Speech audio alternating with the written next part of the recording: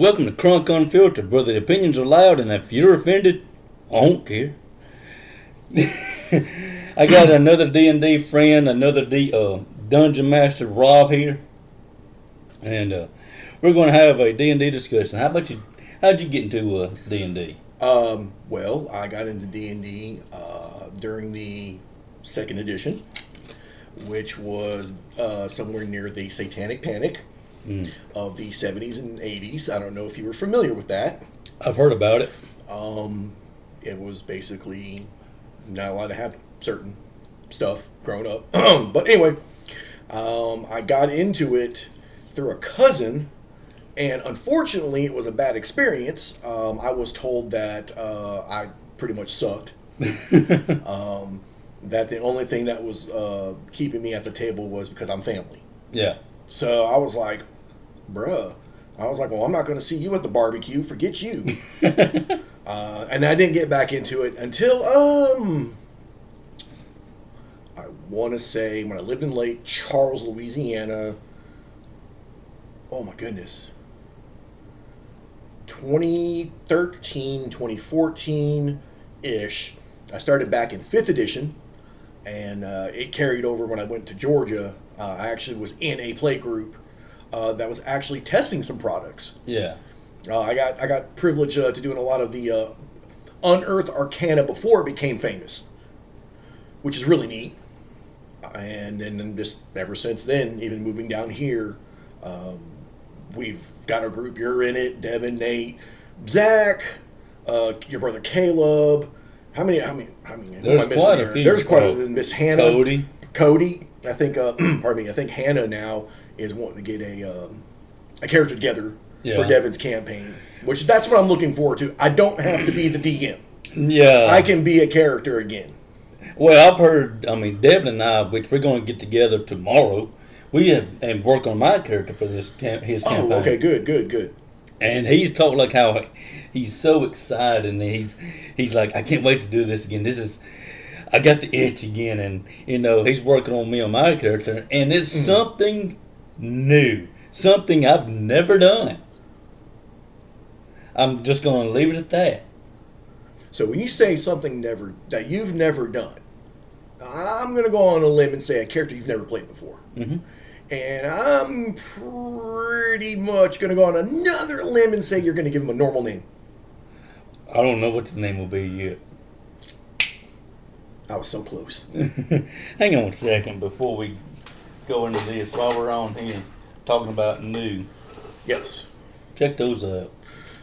Oh, wow. Those are nice. Where did you get these from?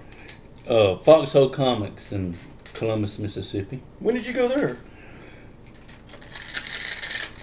A couple of weeks ago. That smells like game time, baby. Well, let me tell you one. Are those made out of bath salts? No, not quite. Must be some voodoo or something because, you buy D&D dice, it's custom to make your first roll. I did not roll a nat 20, but I rolled a 19. I'll allow it. I think I like it. I like it. I remember the first time coming to your place to play D&D, and I rode with Devin or Zach. I can't remember who it was, but they walked in and you said, "Hey," let's say it was Devin. "Hey, Devin." Then you saw me come in, and who is this?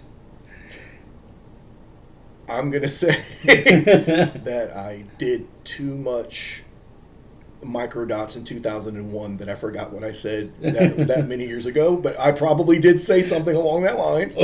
I was just like, oh, okay, somebody new. And then my next thought process was, how long can I play with him before he breaks? Well, and you're still around. Well, it was that when you done that, I'm like, yeah, I'm going to like this guy. I'm a pretty easygoing guy. Although I look like a Timu Russell Crowe, but I'm easy to get along with. I'm also easy as a DM. because I let just like a lot of stuff happen. Yeah, you do. I would get messages from you, Nate, Devin, or whoever else wanted to join at the time, special guest stuff, and it was just like, hey, what if? And I'm like, secret here is I'm watching it, Yeah. and as soon as it starts, on the screen, I'm holding my button on okay. Yeah. I didn't read a lot of it. Oh. Because I was gonna go ahead and just do it. Yeah. Just do it. And there were some of them I read, and if I responded back with anything longer than okay, it's because I was actually thinking about like, sure. But there was a lot. There was a lot of leeway in the story that I did for us. Now I have a question for you. All right. See, you like to do questions. Yeah. Yeah, you like to know answers and stuff. See, I need to know the answers to some things. All right. In your ventures of D&D, who above all is your favorite character as of right now? And it can be from any campaign you've done. Well, have you heard the bear story? I am very familiar with the bear story. The bear story is something that is ingrained in that pocket universe. Yes. I thought it was great how you would just come up with the most crazy ideas about a bear, and it got to the point where it was like, if he doesn't say something about the stupid bear, like, my life means nothing. Like, I'm just not even going to roll anymore. Well, yeah, that was my favorite character, Penny and Oscar. He was my favorite. How do you come up with your names? Well, for that one, he was a dragonborn, fire-breathing dragonborn. Yes. I searched up. I believe it's Greek for fire-breather. Oh, okay. So you did some research on it. I've done some research on this one. Okay, I like it. Now we're gonna go to mine. Tuska. Were you trying to be on the nose? Because he's an elephant man. Or elephantine. I don't want to get. Yes. I don't want to get your chat comments blown over with like, "Hey, don't know what he talking about. I'm somebody in mom's basement." It was on the nose, wasn't it? Yeah. Well, actually, everyone else helped create that character. Everyone else named that character. I just rode with it. I'm like, y'all want to make let's go with it. All right, I can dig it. During our campaigns, during my certain campaign sessions, through many different avenues, you were basically pretty much one of the most powerful characters in the campaign. Probably, like, I would say, top 2, top 3, depending on what was going on. Yes. And I noticed there were some times where it's like, you could have obliterated a lot of people, a lot of characters. You could have just snapped and just like done so much damage. Yeah. What was stopping you from going that route versus I'm going to stick a little bit with the group, and then the ultimate thing that happened was the betrayal? Ignorance. Yeah. Okay. Interesting. I've been playing for years now. Right. All right, but I hate to point the finger. I hate to come up with excuses because, this is going to sound like it. But I need to be playing a more consistent basis to learn more. Yeah. And, and I understand schedules and all that. I'm not... We unfortunately have. Yeah, it's just the way it is. That is true. But if I was playing, let's say, once a week or once every other week, I would be like, I'm doing this. And I would do something off the wall insane. Okay. Oh, I honestly 100% believe you would, and you do. And when I had mentioned the betrayal, I thought that was like one of the greatest twists in the campaign, because I had purposely set up multiple times for you to betray the group. Yeah. You just wouldn't do it. And I was like, he's not going to do it. That's fine. And then you did. You should have seen your eyes. You was like, and then you ended up sacrificing yourself. Mm-hmm. Unbeknown. Okay, that part. What was going through your mind when you teamed up with the paramilitary group Obsidian, which was pretty much another plot device in the story? Yeah. So you team up with them. You've betrayed the group. What are you thinking at that moment, and then the moment where you realize you were a sacrifice? Oh. I was ashamed. Hey, Tusco was ashamed. Got it. He was like, what have I done? Not necessarily the lines of Judas betraying Jesus, but Yeah. he was, of course, like Judas, he was constantly wondering, what have I done? How could I do this? And Yeah. can I make this right? Will they you. forgive me? I got you. Well, the only problem with that was you got ripped apart. Yeah, I did. Which my characters thank you for that. And we get up to the climax in the final battle, and I'm gonna be honest with you, being a DM at that moment, like my brain has already had enough. I did rush some things, and I can admit to that. I can also admit to rushing some of the stuff during the ending. But all in all, being a first-time DM in that situation in a longer style campaign, I felt like I've got my foot in the pond, dipping my little, see what pulls me in. Perhaps next time I will either expand on that world or try something different. But all in all, I think it's going to be an experience when I see you DM. You mentioned that, and I have thought about it. I'm like, I've wondered, how can I pull this off? Could I do it? And how much work goes into doing this? It can be a little, or it can be a lot. My suggestion is, as a DM, don't give a care. Do what you can. The players are going to do everything against you for you getting to a certain spot in the story. I can't tell you how many times I wanted to scream when I wanted certain things to happen. Yeah. And I was like, okay, finally, this is it. I'm going to get him to do this, or I'm going to leave him here. And then it's like, oh, hey, by the way, I got an idea. And I'm like, oh, that's cool. Yeah. Go with the flow. Yeah. Don't get in a panic. Don't be, like, oh no, they did this. Fine.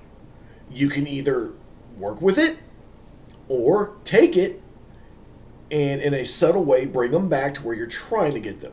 The ultimate goal is to get them to the end game. Yeah. That's it. The fun part is everything in between. The campaign that I did was based off a story that I wrote. And it has just been lying there forever. So I decided to take the characters and I'm going to put them in a campaign.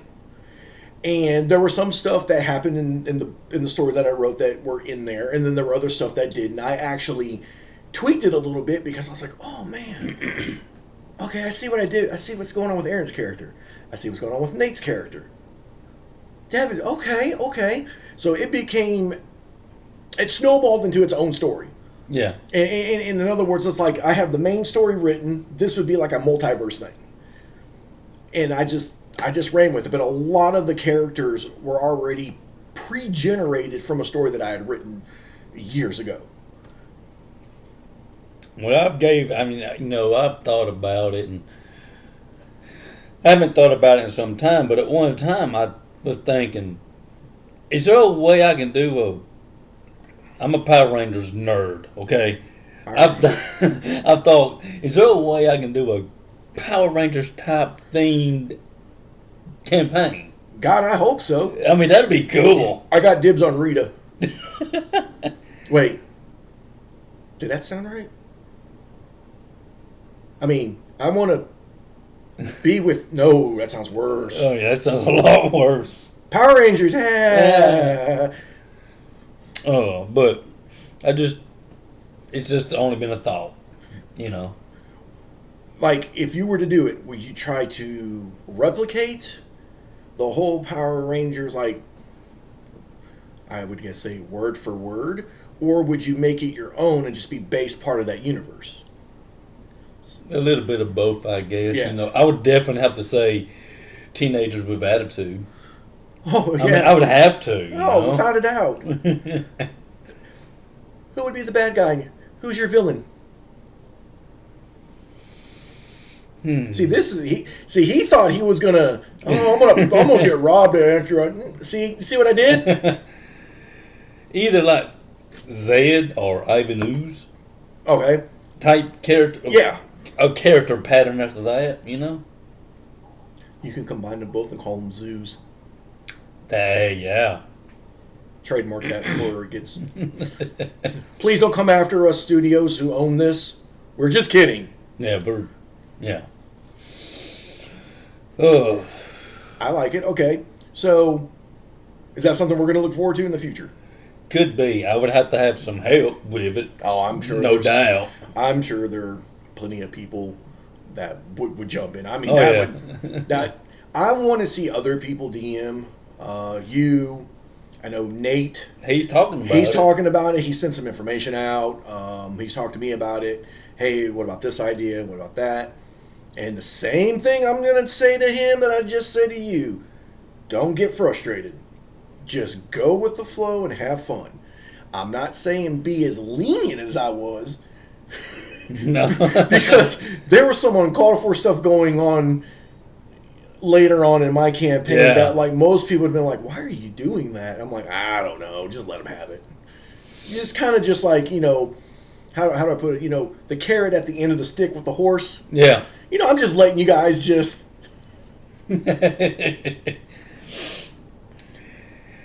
Well, your campaigns, I will say, have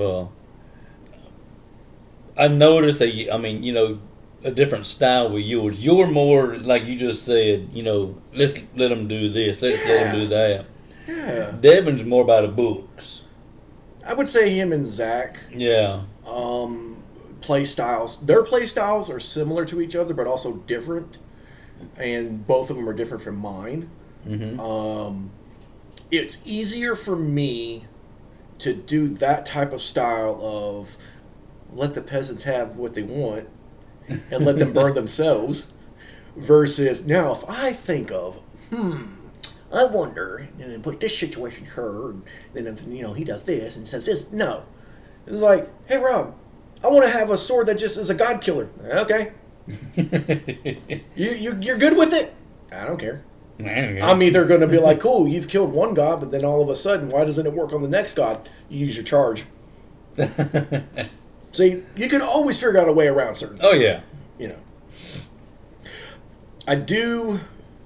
I part of my play style too is I really try to bring the world's NPCs to life. Yeah. It was so difficult for me because I'm not a voice actor. Was trying to have a certain either accent or dialect to where when you're meeting a character, that character, he or she sounds like this. And it's very difficult for me to project that from my head to my mouthpiece because, I'm not a voice actor. Yeah. You may get a few little deeper voices on this and, how you doing? Let's go down the road. You're not going to get much, Yeah. Maybe a smidge of like a bad English accent or, something like that. Which brings me to my question for you. If you were to DM, how are you going to do the voices? I would definitely try because when I go into a character that I'm heavily invested in, I know I'm heavily invested in all of them, but one of them that I'm really excited about, really I like this guy, I like his character, I try to do a voice. Yes. And if I was doing a campaign, I would definitely try a voice, and odd enough, I've been working on certain voices for certain characters. Okay. And for future Yeah. reference. I got you. Okay. All right. Now, based on that, do you think that a DM that tries to bring the NPCs to life, do you think that helps you out as a player and world bending, or to you it's just like, I get it, whatever? Oh, it helps me to remember certain characters Gotcha. because I recognize the voice. I'm like, oh, that's okay. I'm horrible with names, but I know that Yes. voice. That is from here Yes. or from there. Or some necro pimp who talks with, Yeah. which, he was. Okay, so I created this character not a long time ago, but before playing with this group, I had a character in mind that I wanted to do as a joke character. He was a necro pimp, and his whole shtick was, he doesn't need just the lady; he just need the right parts. Yeah. So, and his name was Papa Padre, and I don't know why I picked that. And the evolving joke of that is I tell it differently depending on who asks. Why do you name him Papa Padre? What do you mean, father, or dad? I go, it just depends on if you're of age or not. So yeah. So Papa Padre was in another campaign. I believe, was it Zach or Devins? I believe it was Devon's. Well, he was Wayne. Yeah, Wayne. So was it Zach's campaign? I honestly, I can't remember. I can't remember. And I apologize to Devin and Zach that I can't remember where my pimp was at. But it became a running joke in our group. Like I believe every D&D group has their own running jokes. I believe they have their own Easter eggs, their own whatever. What the French call a certain I don't know what. Yeah. Papa to me is like, I don't know. There was a one shot that we did with Devin, and it ended up being Papa was there playing video games, Call of Duty, as we're running through this madhouse, and I'm just like, oh my god, that was the greatest thing ever. Was that the Halloween? Yeah, the Halloween one. Yeah. Papa's, and Papa Padre has become, in my campaign, more elaborate, more of an open character, just the crazy things that like I can get away with being Papa. So yeah, the Necro Pimp extraordinaire got turned on by the game long time ago. So, of course, I don't have a real name for him. I don't have like, yes, he was this person as a storefront clerk or something before he became a Necro. I don't have one of those. Well, see, he doesn't have a backstory, and that's the beauty of it. He's just there. He just exists. Oh my gosh. Yeah. So there's another little bit of tidbit about Papa is that he just exists. Yeah. So. Well, you said, ongoing joke here. It's their thing. It's what I do. What would you say one thing I do with not only one character but most of them in battle? Oh. The first thing that comes to my mind is whichever one's closest. The nearest one. Or the closest one. You will just, okay, we're doing a battle. Okay, this person's 10 feet from here, and this person's 10 feet. Who's closer? Yeah, who's closest? That guy? Isn't he on your team? Well, he's not now. Well, the way I see it, when we're in battle, you don't go after you're wasting so much more energy. You're wasting so much many more moves. Yeah. Going to, let's say, the bigger target. All of these people. That's fair. Is a target. That's fair. That's a bad guy. Okay. Well, he's 15 feet. Well, that guy's 30 feet. Okay, makes logical sense to go after that guy. Yes, appeasement be damned, and who cares if Sweden is neutral? After I get done murdering whoever's closest to me, I'm going to bathe in chocolate, right? Yeah. Yeah. You're a sick man.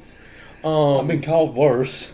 You've been called, everybody's been called something at our table, trust me. Let me think of it off the top of my head if I can think of one other thing. And it's not a dig against you. It's just something I know that you will do sometimes. Okay. I need this as an example, okay? Works. What is that supposed to do? ADHD. He has ADHD, and I know that. And he'll be like, okay, and fight and stab. And he'll be like, what am I using? Devin, what am I using? Well, I mean, every session, Devin be like, let me see your phone. Yeah, go let me get the phone. And I kind of feel like they've got this whole tag team duo that's like a hidden in-game feature that they don't tell us about. They're just like, look, we're just going to pretend that like I don't know what I'm doing, and I'm going to give you, and then that way it can make it sound better for me. You know, like just wondering like, okay, are they got something going on, that logical thing, some kind of weird strategy that I don't know about? No, I just want to know what I'm using. Well, like most of my characters they're pretty basic. Something that's easy for me to remember. No, I don't think any of your characters are basic. The reason why I say that is because would a basic character have the most epic bear story in all of our campaigns? No, he wouldn't. Would the most basic character become an elephantine into a goddamn undead anti-vampire vampire? No. And pretty much like curb stomp so many people? No. That's not a basic character. Even if I did help out with that one. Yeah, you helped out a lot with that one. But Nate was the one that was the trigger. Yes, he was. Yes. Because I believe, correct me if I'm wrong, because I may have forgotten, somebody, whether it was an NPC or whoever I was saying, didn't somebody say, don't touch him? Don't touch him. What did he do? He touched me. Give me a healing potion, which his character was away at the time. He in his defense, he did not hear don't touch him. He was away. Yeah, he was away. Now, I'm going to say, based on that, Nate's character, I feel would have done that to help a comrade. Mm-hmm. He is, how can I put it? The way Nate's character is by design for him, which was a Viking-inspired champion of champions, Valhalla Odin, which I dig all that stuff. He really made sure to ingrain that in his character, that like, oh, that's my comrade, or hey, that's my part. These are my boys. I'm gonna be that champion of champions, and the whole shebang of fight for the good and whatever. Like go monitor a hall. I don't give a shit. Whatever. Yeah. And then he ended up being half god at the end, because I put in that his mother was a goddess he didn't know about, which was another plot twist of mine. Mm-hmm. I was going to do more with that, but again, Devin became a full-fledged god, took out everything else, like he was supposed to, and I want to see if you remember, how many times during the session, whenever Papa Padre was having a discussion with the God of Destruction, or Obsidian were talking about how they hated the god and the goddesses, how many times do you remember just like, man, they don't want any gods or goddesses around, period. Because Obsidian was anti-god everything. Mm-hmm. Papa and the God of Destruction was pretty much like, I have a plan, I'm going to do things this way. But then Devin ends up taking out all of the gods, the rest of them, because you guys were out there hunting them.